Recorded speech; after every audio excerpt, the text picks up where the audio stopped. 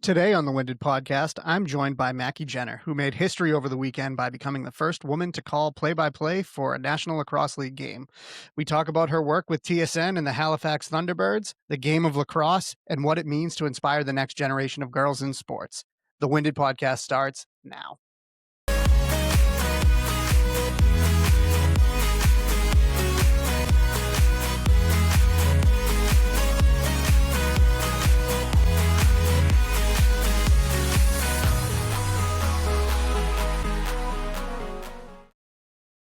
Welcome back to the Winded Podcast. I'm your host, Shamus Sullivan, and today the Winded Podcast is going international. We're not going too far, though. We're just going to our neighbors to the north, and we have a very special guest coming from Canada today. We have the very talented Maki Jenner on the show today. Maki, how you doing? I'm good. Thank you so much for having me. I'm super excited to chat a little bit about our careers today. Of course, of course. So, if you happen to Google the name Maki Jenner right now, you will see all sorts of articles from the CBC all the way down to local country radio stations talking about the historic weekend that Maki was a part of. Maki became the first woman to do play by play for the National Lacrosse League. Maki, what a huge accomplishment. Congratulations. Thank you. Yeah, it was a whirlwind, and I feel like I'm still like riding the high of the adrenaline from the weekend. Starting to come down now, but yeah, it was really exciting. So, Maki is a communications manager for the Halifax Thunderbirds, also a regular contributor to TSN, which for those in America, that is even bigger than what ESPN is in America is. That's what TSN is in Canada. Yeah. Very successful. And if that wasn't enough, she's also the head of player development for Blue Nose Lacrosse, which we can get into that a little bit later. But I want to talk about, how it felt when you got the call that you were going to do play by play. I know you've done color in the past. Play by play is obviously a different animal. What were the emotions and everything? And what did you do to kind of prepare for the moment? Because you had a little bit of notice to get ready for it. Yeah, I kind of found out before the season started, but like last year after I'd done color commentary for the first time, we were kind of joking around a little bit with the crew afterwards, just how like, oh, all I have left to do is play by play and blah blah blah, and never really thought anything of it. And then this year, obviously, there were some opportunities where we had some space available for me to do a few games, and so yeah, I actually found out because I was we got the production schedule kind of, and my name wasn't on the list for sideline reporting for our home games. And so I was like, "Oh no, like what happened? Did I do something wrong?" I wasn't sure. And so I texted our producer and I was like, "Hey, like I just wanted to check in before the season." And he gave me a call and said, "Yeah, like we actually want you to do play by play for a few games." And obviously the first one in February. And so it was crazy. I didn't expect it at all. It was just like an overwhelming, like, wow, I can't believe this is really happening. Just another kind of avenue of the broadcast world to get to try.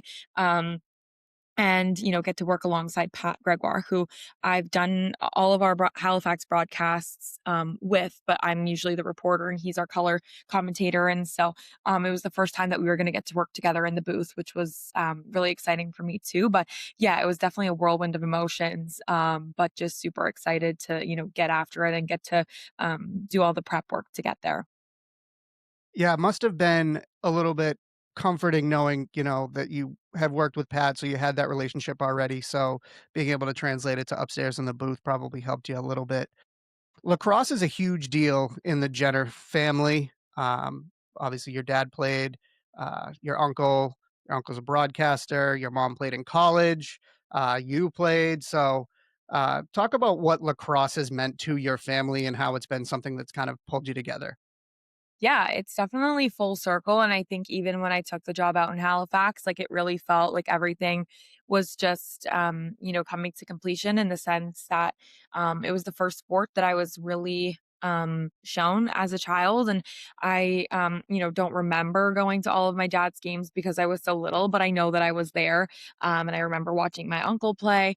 My godfather also played in the NLL for a really long time, and so, that was one of my, like, core memories growing up was, like, getting to go watch all these different NLL games, and it was really one of the sports that I obviously took a liking to, and it was never, like, forced upon me to play, but obviously encouraged, just knowing that my parents had such a history with it as well. So, yeah, I started playing when I was 4, and continued all the way through, but, it's definitely been a journey, highs and lows, in college and recruiting process and all of that, and that's kind of turned into, what has become, like, the start of my career, and so it's really cool to get to have kind of the ins and outs of just knowing the sport my whole life and getting to report on, the players that some of them I grew up watching play, some of them I went to school with, and some of them my sister and brother's friends. Like it's crazy, just the tight knit community that is lacrosse. And so yeah, it's definitely I would describe it as like full circle. Getting to do this for a living. Everybody talks about when they think Canada, they think hockey. I don't think people realize how big the sport of lacrosse is Yeah. in Canada. It's actually the national pastime, isn't it? It is. Yeah, we kind of like split with hockey and hockey's kind of winter, lacrosse is summer, but yeah, it's huge and especially box lacrosse. Like I know field typically is more popular down in the States, but box is growing and like we got to see the women's US team won the World Lacrosse Box Championships, the first ever last year or 2 years ago, I guess now, in Utica, which is just like huge for the game to see like the growth of that happening down there and it's really exciting, but yeah, it's huge. I mean, I have 2 younger siblings and they're playing down in the States in college as well, but, we all grew up with a stick in our hand and, a lot of my friends growing up were all lacrosse players, and so, it's definitely something where it's growing in different pockets of the country, but, overall, yeah, it's huge. It's great. I grew up playing lacrosse. My dad was a high school lacrosse player, and it was Awesome. just like as soon as I could walk, there was a stick in my hand, so I Yep. love the game. And, when I went to high school, it, really wasn't that big of a deal. Like, there was no in my town, there was no youth program, there was no anything. It was just kinda like a niche kind of hobby kinda thing that some Sure. people played, and it's so great to look at now how big it's becoming really everywhere, and it's just a great game, and both, I never played indoors. I played hockey, I got enough, crashing into the boards that way, so Sure. I don't know if I could handle it in lacrosse too, that too much of a strain on my body, but you played both, you played box and you played, field lacrosse. Which did you prefer? And what are you kind of obviously besides the boards, what are the main differences between the games? Yeah, so I feel like there's definitely a little bit like more differences between like women's field and then box lacrosse just because women's field there's 11 players on the field and like no gear rules are completely different, and then box for women and men's are like the same, so 5 on the floor at a time, same equipment, same level of contact once you get to a certain age. I actually preferred playing field lacrosse. I just felt like I was like more built for that sport, but I prefer to watch box lacrosse, so, like, there's definitely, like, a bit of a difference, um, in, like, my taste for watching versus playing, but yeah, like, I really loved playing field lacrosse, and then I think it was just fun to have, like, so much more space, even though there are more people on the field, like, it was just, a different game and, like, you took different strategies in and out of it, and yeah, so I think those are kind of the main differences between the sports. Like in men's, there's 9 on the field for field, but they also use like the 6-foot poles for defense, which is like very different than box because they're all the same indoor. So yeah, obviously the rules, sizing of the field, and that sort of stuff. But there is now like sixes lacrosse, which is booming down in the States, and that will what will be in the Olympics in 2028. And that's almost like indoor but outdoor. Like, there aren't any face-offs, so it's, like, really quick back and forth. There aren't the long poles that there are in men's, but it's just, like, a really quick version of the game, so it's kind of like merging those 2 together. So, yeah, I mean, it's a lot of fun to watch any of the variations of it, but yeah, those were just kinda, like, my preferences. Yeah, I haven't checked out the sixes. I'm very intrigued by that because It's crazy. the speed of box lacrosse, I mean, obviously, field lacrosse has a level of speed, but there's so much space that it Yeah, spreads out. I went to one box lacrosse game at the TD Garden years and years ago, and it was like the most electric thing I've ever been to. And yeah. I have to get to another one, but it was just so much fun. I want to transition to your work with Blue Nose Lacrosse as the head of player development. Um, what does that kind of? what do you contribute there, and, what do you get out of that? Yeah, so again, like I'm from Victoria, BC, and Victoria has always been a hotbed for lacrosse players. That's where the Gate brothers are from, Tommy Marichek. There are so many big name lacrosse players from the city of Victoria, current and previous. And they continue to pump out a lot of talent. And so it was very normal for me to be witness to greatness in terms of like the talent that was coming out of that city. And it was always very high level. We had great coaches. And then when I moved to Halifax to take the job a few years ago, whenever I was competing at national championships, Team BC, which was like my provincial team, we would always really have to compete with Team Ontario. Like those were the two big two teams that really ended up in the gold medal game for like box and field pretty much every year. But Alberta started to compete. And now you're starting to see Nova Scotia grow a little bit. But when I moved here, the women's field lacrosse side of things was really lacking. They didn't have a provincial team, they only had one club team. The girls didn't even know that they could go down to the US and play in college. Their parents were like, I don't want to say, like there was a lack of education and just what the potential experience and pathway for their daughters and these girls could be when it comes to lacrosse. And so something that I really wanted to do when I moved here was show these girls what they could do because there was so much talent. They just didn't have the right kind of guidance in terms of learning about the different opportunities that they could have. And so, yeah, so I started doing that this year. And we took a team down to Boston for the last few years and at recruiting tournaments and, started teaching them how to put game film together, writing emails to college coaches and just kind of going through that process. And so now we have a bunch of girls that are in the midst of, figuring out what the next steps are going to be, going on different visits. And so it's really exciting to see like this batch of young women that I kind of started working with a few years ago now get to that next level and start to understand that they can really take this and use it moving forward. And so, um, you know, I just think back to all of the incredible coaches and leaders that I had growing up and I feel like it would be so wasted for these girls to not do anything with the talent that they have. And they're a great group of girls. And so yeah, so it was just really important to me to give back because I just think about how much that impacted my experience and wanted to do the same for the next generation. That's great. One of the videos that I saw, one of the news stories, they interviewed a couple of your players, and it was Yeah.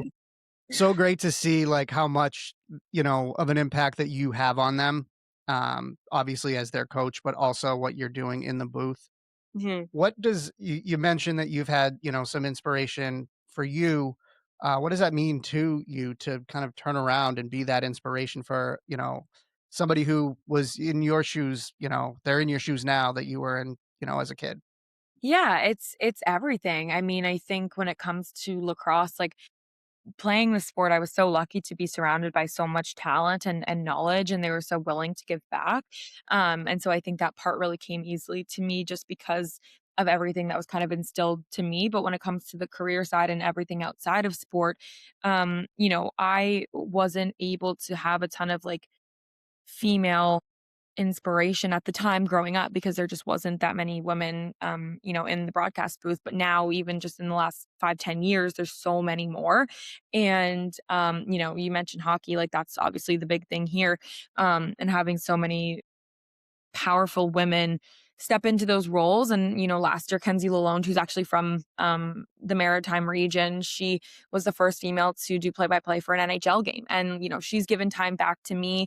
And, she's always there if I need to pick her brain or ask questions. And so I think for me, like, even though I'm kind of into my career a little bit, still having those women look out for me and offer their words of wisdom and advice and everything just again helps inspire me to want to do that for these girls. And I think it's just so important for them to understand that there is a place for them and that there is representation happening, especially in lacrosse, because like you said, like when you were in high school, it's just such a niche thing.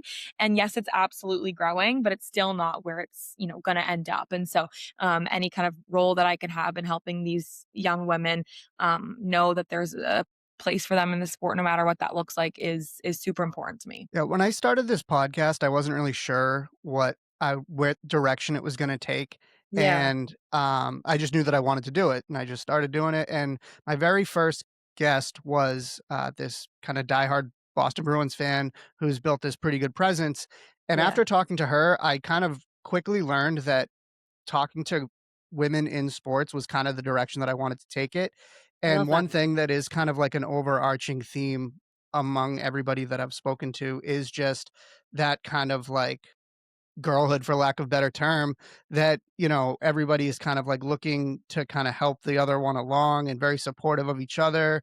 And, as I, follow different people on social media, seeing the mutual follows of just people that are in different fields, but still, women in sports. Um, I just think that that's so cool. And it is kind of made me wanna stay on this path of continuing to talk to people like you and other, talented women in the field. But yeah, what do you think about, where women in sports is right now? It obviously gets a lot of attention, and I the great thing I think is that it's not a polarizing topic anymore. I don't think it's not getting the same, and probably in quiet corners that nobody cares about, but it's not like I haven't seen anything that's like, what is Maki Jenner doing calling this game? Yeah. It's like you've proven your worth, and I think that it's great that that's where we're at in the conversation.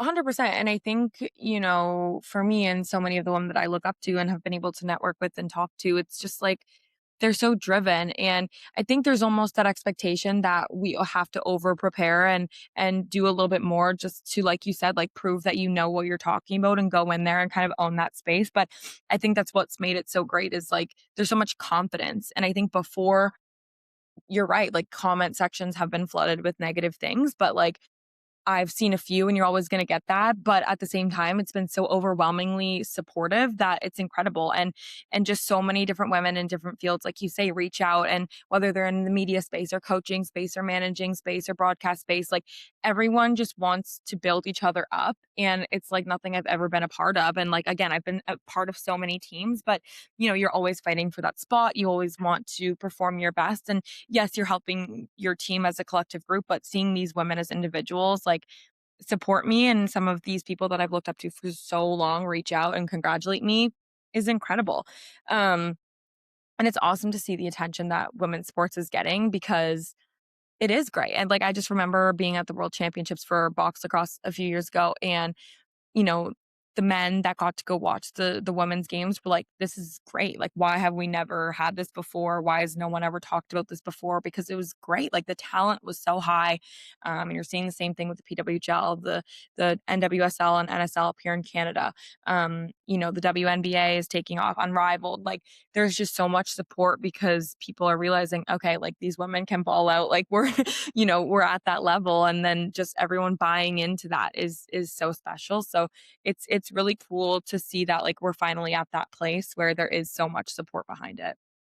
My favorite thing about women's sports are the personalities, and Yeah. I'll say is that any athlete, even people in the media that you kind of talk to or listen to, they are genuine to themselves and they don't use kind of like the default cookie cutter, like cliche answers that a lot of the men give.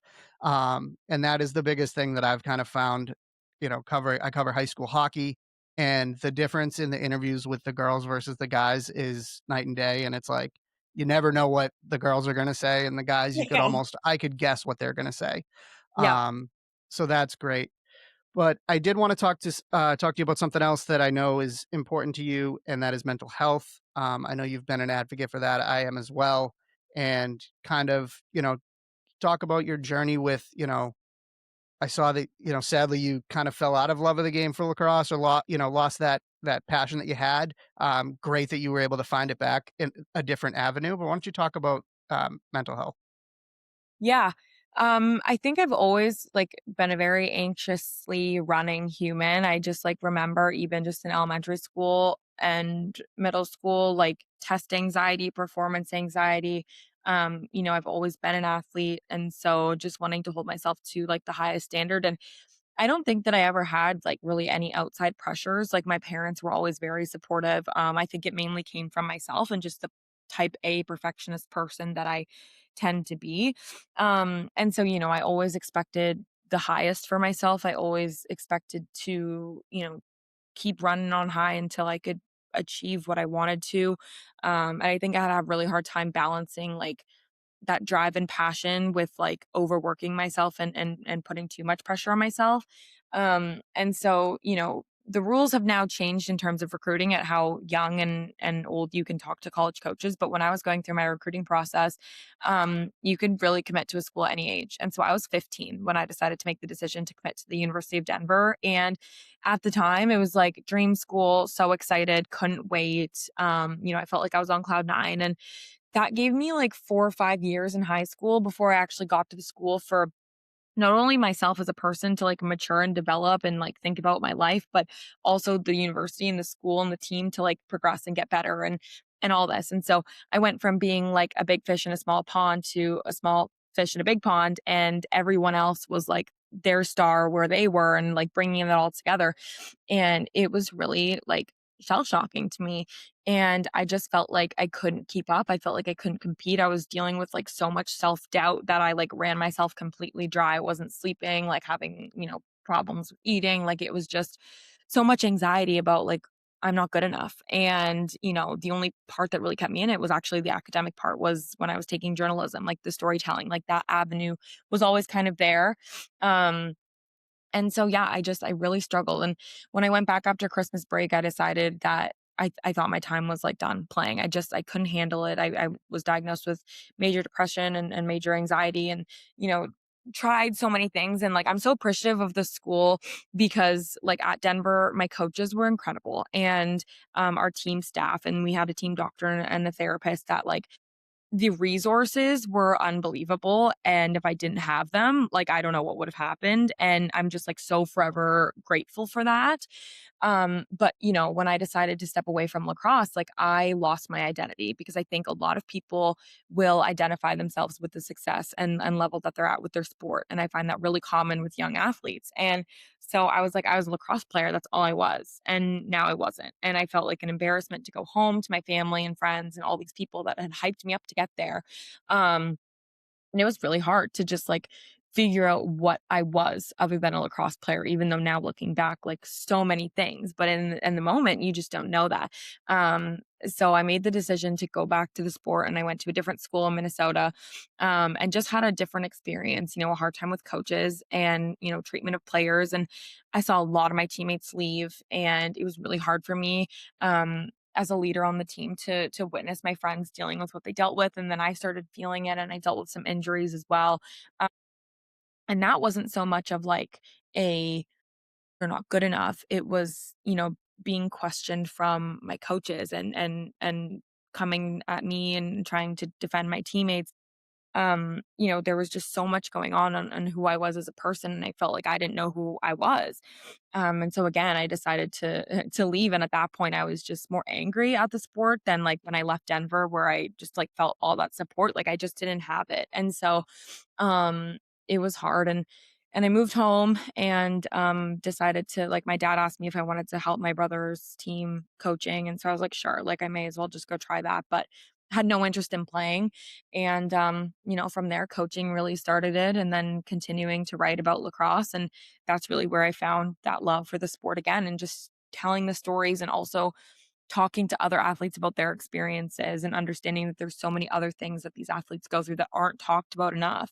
Um, and so that was something that was really special for me and important to me was to just be vulnerable about it because once I opened up about it, so many people go through the same thing. And I think you're starting to see more support at the university and high school levels and pro levels for athletes with mental health now. But I felt like at the time it was night and day versus, Denver and what they could offer and then my smaller school in Minnesota. And it was really important for me to kind of let people know that it's not necessarily going to be easy every single time you go somewhere new and I'm just like I'm like retrospect I'm so grateful that I like was able to go through those because I think it made me stronger as a person and more secure in who I was but yeah at the time it was so hard and gosh like you're still so young when you go into college at first and how are you supposed to know how to deal with these situations but yeah through it I think I'll always continue to be vocal about that and be vulnerable with the girls that I do work with and let them know that, like, not everything's picture perfect, and that's okay, but all of these experiences will help build who you are for the future, and just making sure that, they surround themselves with people that support them and can help uplift them is, like, really important for me to help kind of, um, show those people going through it. Appreciate you sharing that because Absolutely. I couldn't have said it better. I've dealt with mental health reflecting my whole life, and honestly, I'm 36 years old, and for most of my life, mental health wasn't even like a topic. Yep, And it's so great to hear people continue to have the conversation about it. That's why I don't shy away from it because I think there's always somebody that needs to hear that it's okay to talk about it. absolutely. And hearing, somebody like you, if, anybody listens to what you just said, and they can relate to that and can get some help, I think that there's nothing better than that. Absolutely. And the more people are willing to have the discussion, the better off overall people will feel. Um, so yeah, I appreciate you sharing that Of today. course. Yeah, absolutely. Um, I will say the Olympics are going on right now. You're from Canada. It's, Winter Olympics. How much of the Olympics have you been watching? A lot of it. And like it's the worst time of year for me to have like a 9 to 5 job because like even right now, like we But yeah, just watched the figure skating or sorry, the team pursuit and speed skating. Like there's just everything going on. Hockey, like anything, we've got it on. I've got it on like 4 different screens at once. So yes, I grew up like such a big fan of the Winter Olympics for sure. But obviously like the Summer Olympics are incredible too. But yeah, like one of my core memories was my family actually got to go to the 2010 Olympics and we watched skeleton luge, bobsleds, and skiing in Whistler. And it was one of the coolest experiences to this day. So yeah, I'm definitely a big Olympic fan. that's I figured. I Yeah, figured. Yeah, I mean, as a USA hockey fan, I am very nervous that Team yeah. Canada looks like the best hockey team ever assembled. I It's know. unreal. I will say the women's US team, so good.